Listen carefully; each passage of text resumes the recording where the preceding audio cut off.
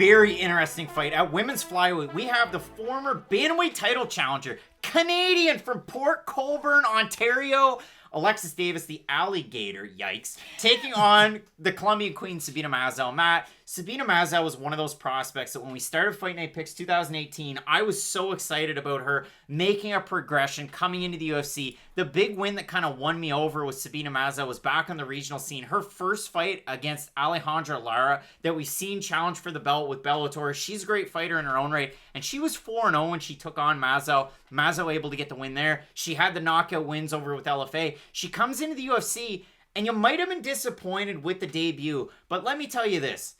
If you're a fighter from Ukraine, like Nikita Krylov, like Marina Moroz, there's rarely ever an easy fight against the Ukrainians in the UFC. Marina Moroz, a great example of that. A lot of pressure, a ton of volume. That's the Marina Moroz staple. Not a lot of landing, but not a lot of landing, a lot of pressure. Kind of like Caitlin Chikagian until recently. But if you look at Sabina Mazo, she loses that fight, and what does she do? Well, she comes right back and learns from it. She comes back 6 months later, beats Shanna Dobson, beats JJ Aldrich, beats Justine Kitch, and finishes Kitch, who was a pretty good fighter on the ground. Like, that was the impressive thing. This is the thing. Justine Kitch once pooped herself in the middle of the cage because she didn't want to tap her rear naked choke. Sabina Mazo beat her by rear naked choke. So that just tells you, like, the squeeze that Mazo must have on her, I guess. Sorry, I'll give it back to you. My bad. Like a tube of toothpaste. So, if you look at Sabina Mazo's career, plenty of finishes, very impressive striker, though. And that's the thing. You look at the UFC stats, and we hate to do it, but you look at the strike differential that she has, and it's absolutely insane. She fought Shanna Dobson. You'll see that pop up throughout our videos, but that's one of those ones where you just look at it and go, holy smokes. Like, that's incredible. For Alexis Davis, though, she's been doing the damn thing since 2007, lost to Sarah Kaufman. Well, then she had to fight Sarah Kaufman again. She lost it, and then she fought her third time, and she beat her. So third time was the charm. But you look at the losses, Matt. Kaufman, La Rosa, Shayna Baszler, Elena Maxwell, Sarah Kaufman, Ronda Rousey for the title, and then again, McMahon, Chikagian Maya Araujo. She's fought some of the best fighters for the longest time. And she has a TKO win over Amanda Nunes. TKO win over Amanda Nunes with Strikeforce way back. That was coming into the UFC back in 2011. She's beaten Dr. Rosie Sexton, Liz Carmouche 2 times, and then Jessica Ai to get the title shot. I'm going to talk later on about Alexis Davis's losing streak, but overall, what does she mean to MMA? Not just women's MMA, MMA, and Canadian MMA in general. So I am going to sort of tie this into a little bit of my analysis of Alexis Davis, but really, she's one of the pioneers of it. And when you do think of that sort of initial breed of women's MMA fighters who joined the UFC, the first fighters who always come to mind are the Sarah McMahons, the Ronda Rouseys, the Miesha Tates, and honestly, Alexis Davis is right up there with them. Like, she was...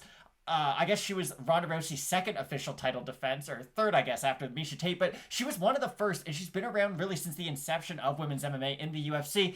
And unfortunately, that's kind of the detriment of being around for so long. Like, Alexis Davis at this point in her career is 19-10, and she's really fought everyone there is to fight in women's MMA across multiple divisions. She's fought 4 belts, she's fought on prelims, she's done really everything. And when you think about Alexis Davis, all my memories of Alexis Davis, they are of those, earlier UFC days, back in 2013, back in 2015 even.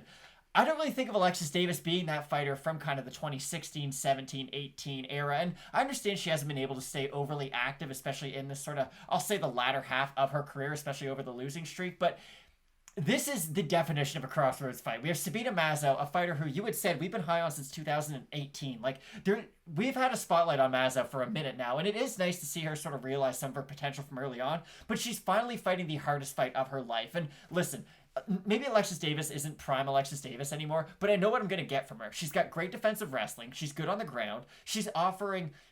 The commentary is going to talk a lot about her Muay Thai, and they're going to make it sound like Alexis Davis has some murderous Muay Thai. She has good technique. I wouldn't really say there's a lot of power behind her shots, but she's got great forward pressure. She's got good volume, and fighting Alexis Davis means that you're going to learn something about yourself. If you have bad takedown defense, she's going to take you down. If you're a bad striker, she's going to hit you. No matter what you do well, unless you really are just a perfect, well-rounded fighter, Alexis Davis is going to find something to exploit, and I think that's what makes this fight so much fun. The thing that worries me, though, is has the sport just passed Alexis Davis by? You want a really weird comp on this fight? Some people might disagree with it. Jorge Masvidal when he fought Nate Diaz. If you look at Alexis Davis, she marches forward, and the thing about her is she's just like that Red Hot Chili Pepper song. And Anthony Kiedis, if you're at home watching this, scar tissue that I wish you saw.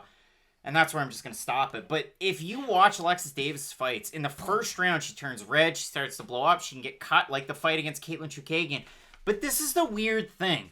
When she fought Chookagian, Alexis Davis was ranked 3rd in the division. She had beaten Liz Carmouche. Her only fights at flyweight. Carmouche, the second fight, and then Chookagian, Maia, Araujo. Right now, Chookagian's your 2nd-ranked flyweight. Then you have Jennifer Maia, who's ranked 4th, and then you have Viviane Araujo, who's ranked 7th. Araujo has a fight against Chookagian coming up. So then I went back and I watched those fights start to finish. They're all decision losses for Alexis Davis. In the fight against Caitlin Chookagian, she loses 29-28, 30-27, 29-28. Majority of MMA decisions voters had it 29-28, the loss, and going to Chookagian. Alexis Davis had a lot of success in that fight, and to me, she won the 2nd round. So then I look at her next fight. She fights Viviane Araujo. 3 judges scored it 29-28. If you look at the MMA decisions, again, a lot of 29-28s. Alexis Davis won the 2nd round. And then you look at her next fight when she takes on Jennifer Maia. Maia was in the middle. Same thing. She won the 2nd round. Alexis Davis is always in these fights against very high-level fighters. 2018, 2019, 2019. She didn't fight in 2020. She's based out of California, so a little surprised that we didn't see her in 2020. It's not like, she was coming up to Canada and vice versa. Maybe she was. I don't know. But she's been based in the States for a really long time. She's been competitive against the highest level of these women. And when she's fighting Chookagian, she's pressing forward. Chookagian's moving side to side, pumping the jab, huffing and puffing, and maybe not landing a lot. Great volume from Davis in that fight. Great volume against Maia. She actually had more volume and more top pressure than Maia did in that fight. And same thing against Araujo, to the point where Araujo was slowing down even after the first round. Now, yes, Joe Rogan focused on it way too much. She also always does. But she slowed down big time. Davis had the 2nd. 3rd round was close. I'm not going to make the argument, but those fights were very, very close for Davis. So in this fight where I make the comparison between Masvidal and Diaz, can Mazo stay and stick and move and work the outside and really work the pressure? And she has the power too. Can she really cut up Alexis Davis to the point where she's able to get the win? Or can Davis close that gap, fight in a phone booth like she likes to, and maybe even take it down to the ground where she's going to have a big advantage? If you like Alexis Davis in this fight, I wouldn't say you're wrong. Like, there's a lot of things that these women both bring into this fight. I love it. I think, yeah, it is a super fun fight. Now, here's the only issue when you do bring up that losing streak, and I do agree with you, and it's not even something I can argue. Those are 3 of the better fighters in the division. The problem is, Sabina Mazo can fight basically the same as Caitlin Chookagian. I understand the wrestling threat's not there from Mazo, but really up until the last couple Chookagian fights, we never knew that it was a tool in her box either. Jennifer Maia, she's a much better wrestler. She's got great top control. And then in her last fight, yeah, she didn't look great. But here's the thing. Mazo can fight on her bike. She can use that, I'm just going to use my jab. I'll throw in a straight every now and then. And I can just throw in my kicks here and there. I do like what you said, though. If you like Alexis Davis even a little bit in this fight, it's probably not a bad idea to throw a couple bucks on her, because Alexis Davis, at the best version of what she's going to do, she's going to smother Mazo throughout the entirety of this fight. And Mazo had the Marina Moroz wake-up effect in her UFC debut, if you will, where, okay, you finally see what it's like to fight one of those fighters who, they kind of know how to fight for the judges, if you will. It's hard to hit Moroz. You're going to get frustrated. She has a very high output. And losing to her, losing to Moroz in your UFC debut is probably a good thing for you overall. You're going to learn a lot about yourself, and you're going to get better. And I think we have seen a better version of Sabina since that fight. Alexis Davis, she's going to bring you, I'm just going to hold you up against the cage for 15 minutes, and you have to break that separation. And for Mazo, she's not the most physically strong fighter at this weight class. She is very big frame-wise for the weight class, but she is always going to have trouble with the more physically powerful women in the division. And I would say Alexis Davis still is in that category, even though she's a little bit later on in her career. I think this is a really fun fight. For my prediction, this is going to be one of those ones where I'd probably monitor until question mark kicks, if I'm being honest. Like, right now, I think Mazo is probably going to win. It's easy to pick the younger fighter. They can stay on their bike. I know how much Alexis Davis marks up, like you had mentioned. But honestly, come Saturday, I wouldn't be surprised if I switched my pick and just say Alexis Davis by smothering decision. It is a tricky one, and it's like going to the Chattahoochee. You learn a lot about living and a little about love. And in this one, can Sabina Mazo kind of withstand Alexis Davis? Because if you beat Davis, who is ranked right now, there's going to be a number next to Sabina Mazo's name. It's kind of a surprise that there isn't. I guess you saying that too, I might as well ask you this question. Could it be a good thing for Mazo to lose this fight?